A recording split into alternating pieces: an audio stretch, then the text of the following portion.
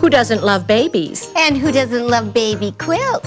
And our guest today is going to show us how to make a baby quilt.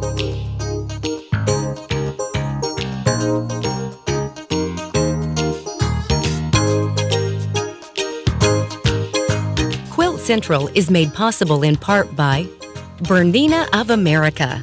Nothing sews like a Bernina. Nothing. Quilting Machines International, providing quilting machines and supplies for the world. Sulky of America, taking creativity to new heights with decorated threads, stabilizers, and books. American Professional Quilting Systems, hand-guided elegance. The American Quilters Society, dedicated to promoting today's quilter. Paducah, McCracken County Convention and Visitors Bureau, Paducah, where no one is a stranger. Additional funding was provided by these companies that care about quilting.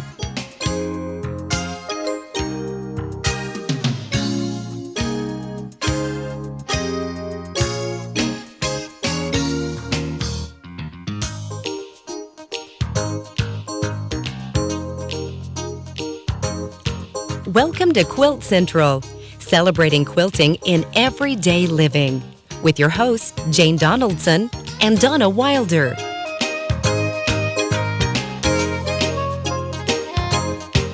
Today we're going to be doing another room makeover. Let's take a look at that room before. And now let's take a look at what we have done by creating a beautiful baby's room. Notice that we have selected a round crib. We've decorated it with swags of fabric across the top and then used it for the bumpers inside. What really makes this room outstanding is the quilt that's on the wall. The fabric used for the quilt was designed by Marna Hill, and it's called Special Arrangements. The outstanding part, though, is in the center, where the beautiful embroideries have been placed into the heart-shaped twining of fabric going around. This was all done with an embroidery attachment on the machine. And we're going to show you how all of this is done. Joining me is Marlis Bennet. Welcome, Marlis. Well, thanks for having me today, and I'm so excited to get to show you how my colleague Susan Fears put this entire quilt together. It is absolutely gorgeous. It is. It's mine to take home. Oh, good. Aren't you lucky? Yes. Well, she started off the center of the piece, and she has made some bias bars. And what she's done is taken fabric strips and cut them so that the circumference is wider than a set of press bars that you can get on the market. And you slide these in when you're finished and press them down. They're a handy tool. They're a wonderful tool, but let me show you how easy it is.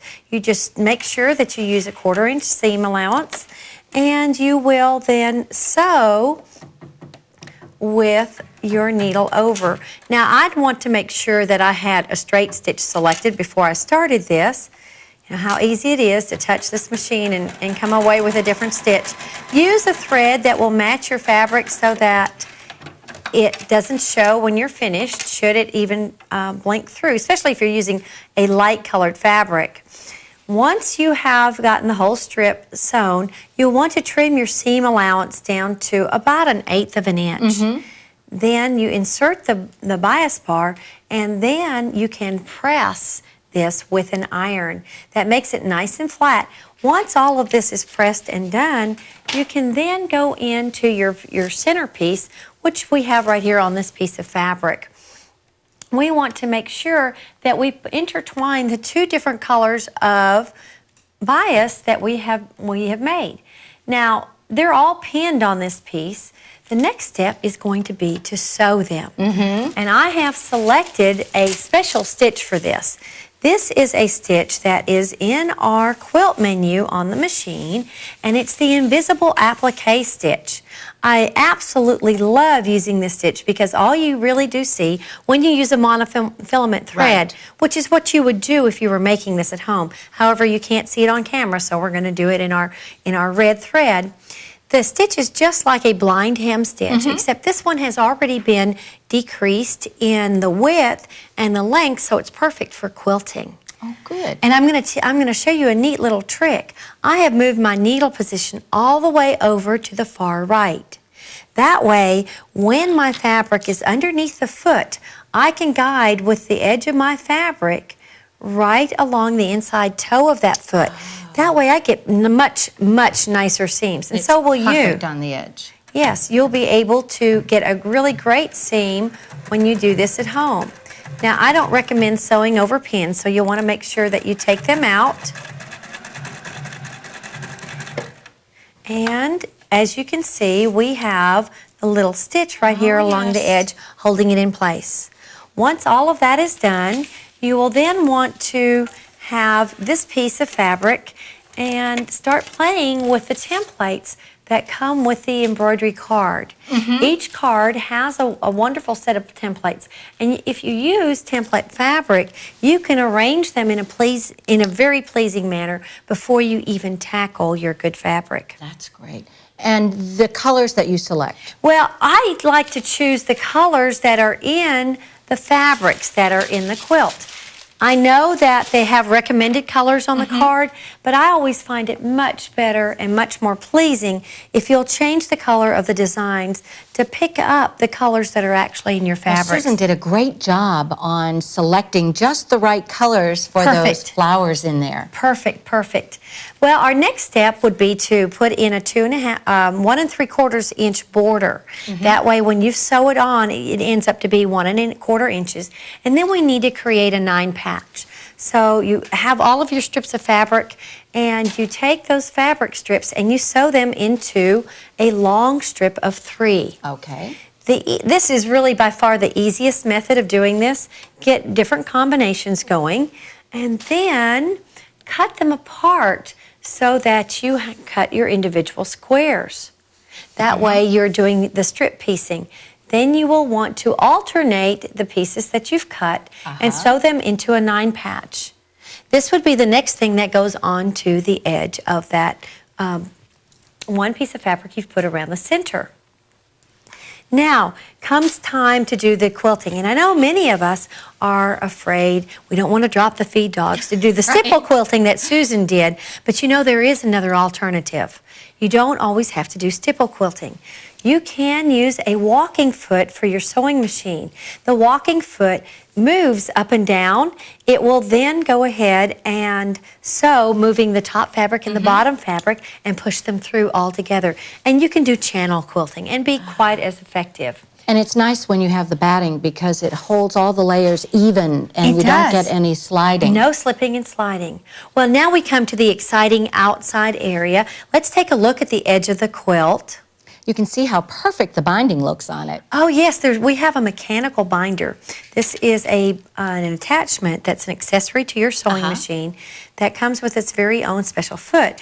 And what the binder does is it takes a flat piece of fabric and it curls the edges, and then you can insert whatever you want to bind. Right inside. Right inside, and sews it down all in one step. I mean, I don't have to take all that time hand stitching everything? Hand, remember, is that 4-letter word, so we're not going to do that.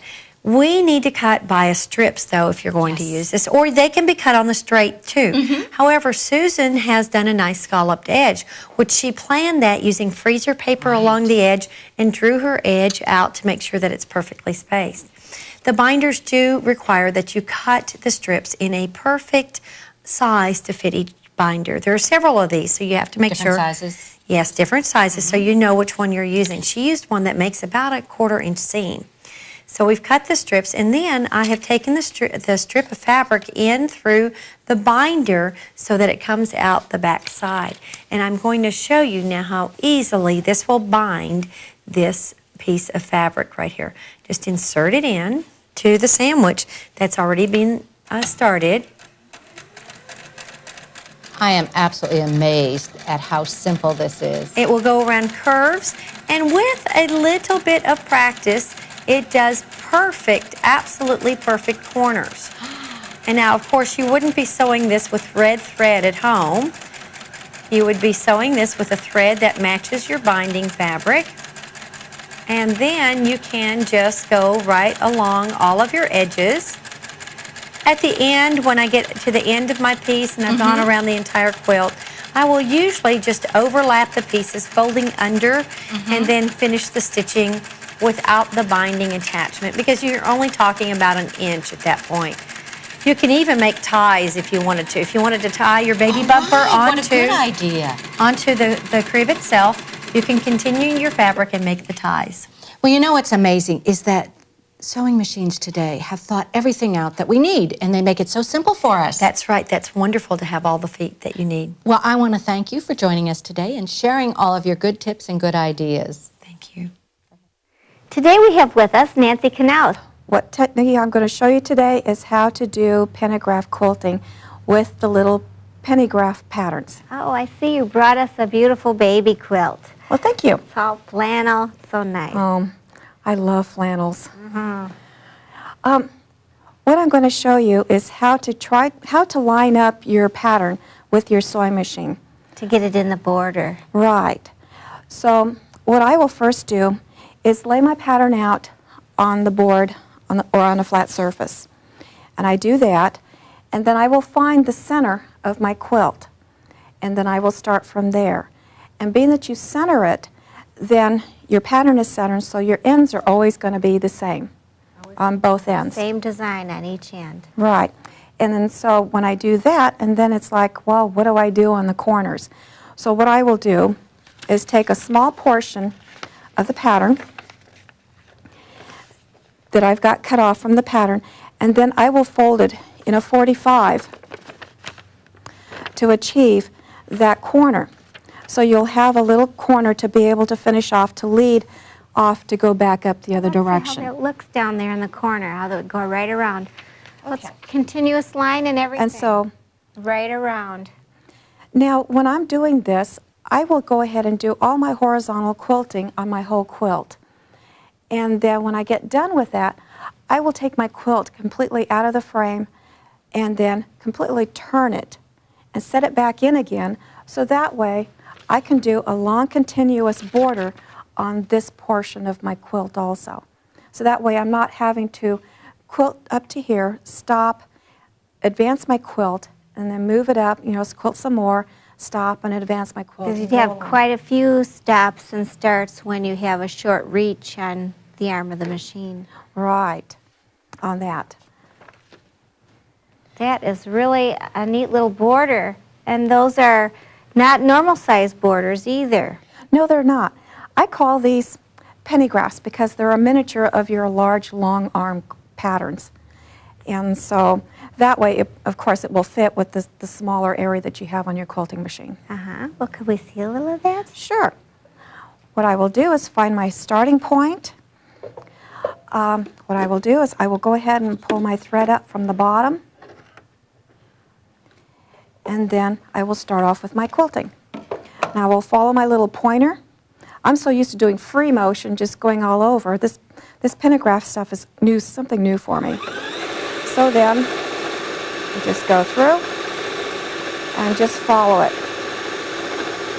It makes it go so much quicker and easier. Your quilting will be very uniform. And then you've got a nice uniform border. Well, that is really a neat little border. And you can downsize any pattern, or just for this, or you have lots of them on hand to choose from? Is there a lot of patterns that are this size? Yes, there is. There's several.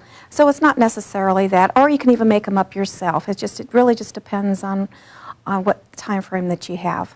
Oh, okay.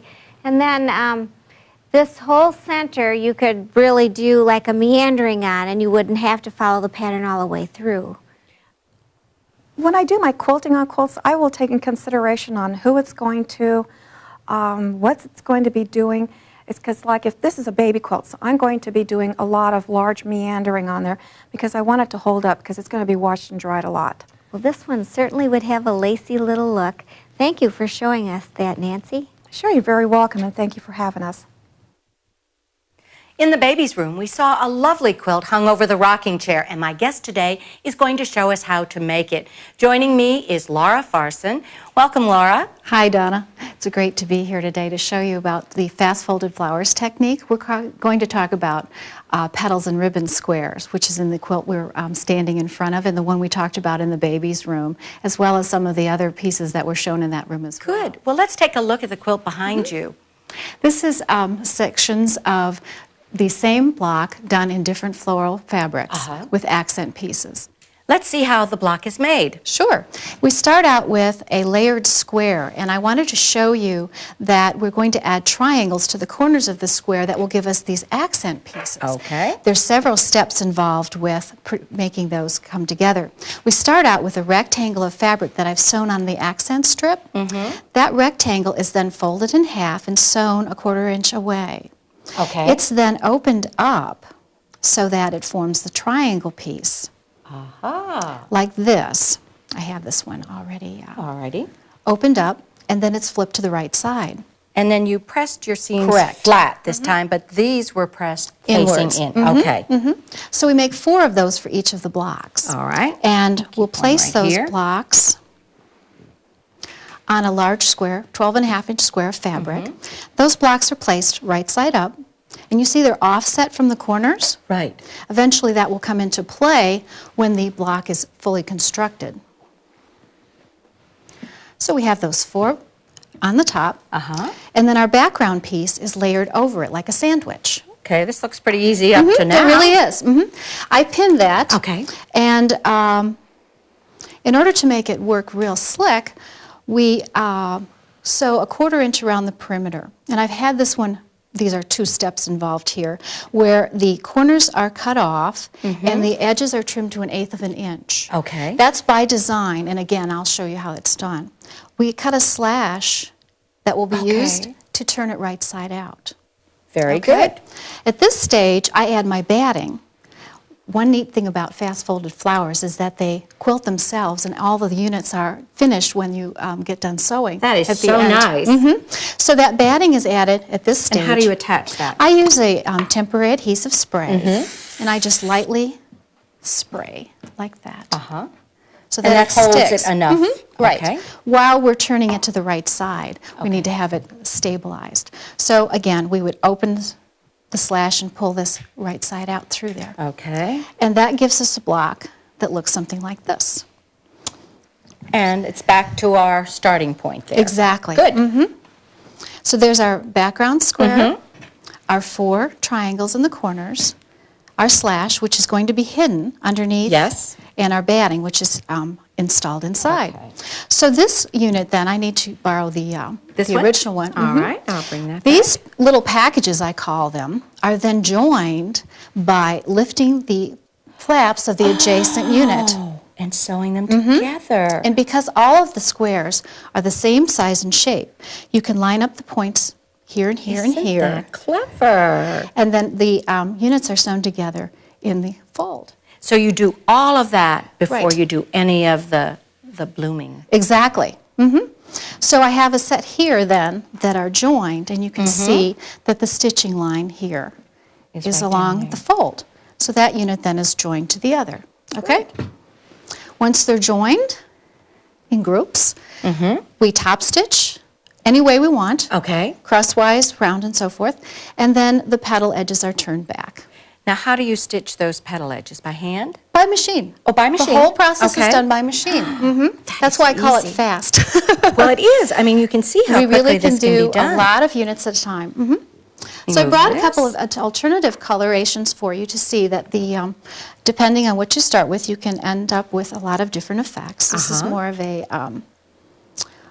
darker Right, masculine. right. Some of the more natural colors, greens and And pinks. are these stitched, do you ever do anything in the centers, or do they Well, I've always thought about doing that, like I stuffing think it that with looks something. kind of fun, too, doesn't it? And this one is almost All like done red in work. plaids. It's beautiful. I love the way that all goes together. Yes, and then the back of the quilt is just as pretty as the front. It's great. Well, thank Well, you. I want to thank you for showing us how to do this, and let's take one more look at your quilt.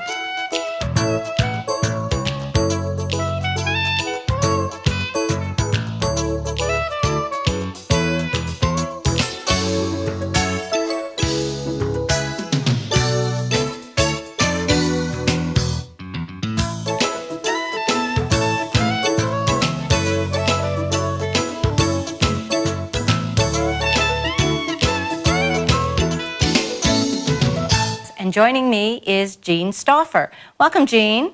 Thanks. I'm very happy to be here. I think quilters just like to have something that they can wear that says, I am a quilter. Right. And I think that's something we all feel. And so we've taken some designs that I think are good designs for women of all sizes. We've used some commercial patterns so that, because quilters come in all sizes and shapes. Oh, they sure do. So that these designs can be used by any quilter anywhere for their wearables and to say that they are proud to be a quilter. Right.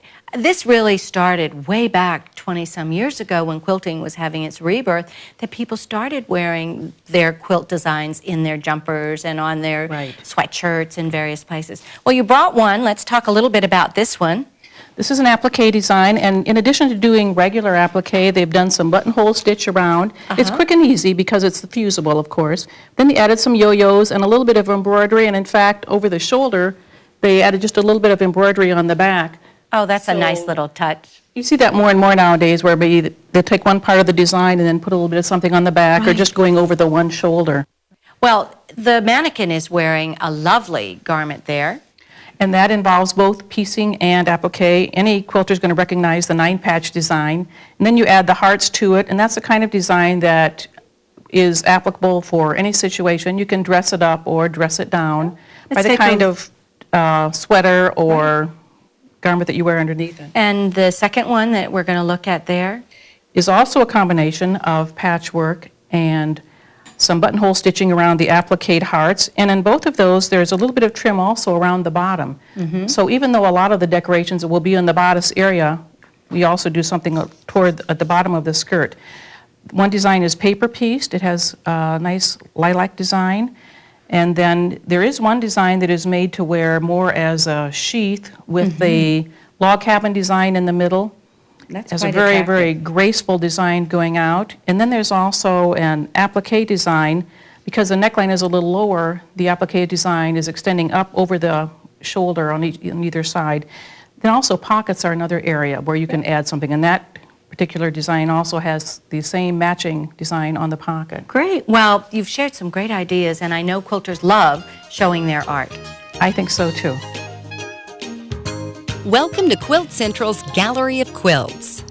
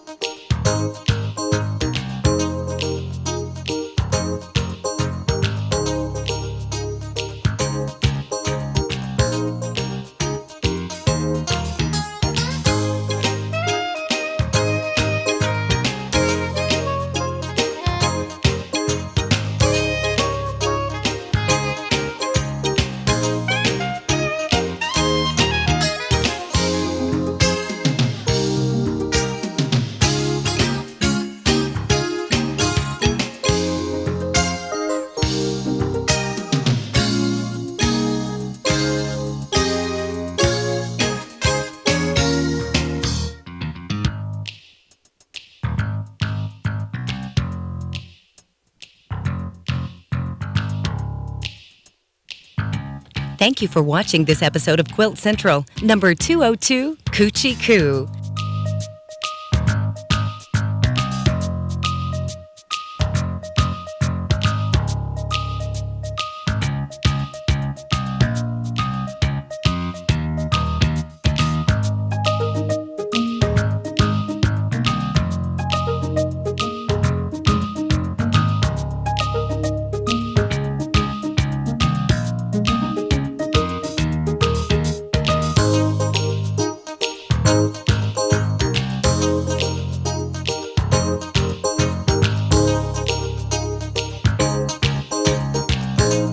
Join us next time for Make It More Than a Memory, quilting that incorporates our personal histories.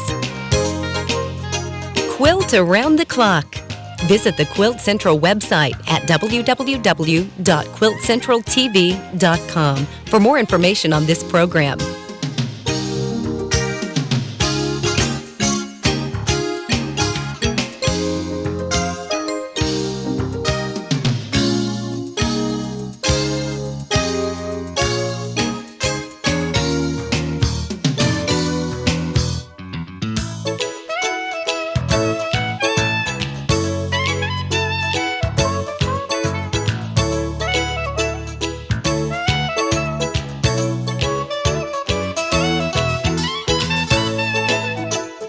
Central is made possible in part by Bernina of America. Nothing sews like a Bernina. Nothing. Quilting Machines International, providing quilting machines and supplies for the world. Sulky of America, taking creativity to new heights with decorated threads, stabilizers, and books. American Professional Quilting Systems, hand-guided elegance.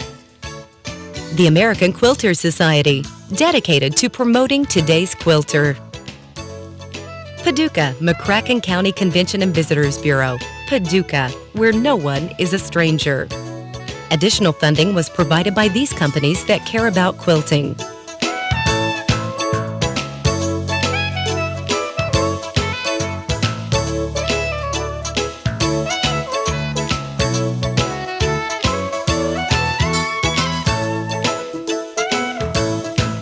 Celebrate quilting in your everyday living. To purchase videotapes of this or any episode of Quilt Central, you may call 1-866-PADUCAH.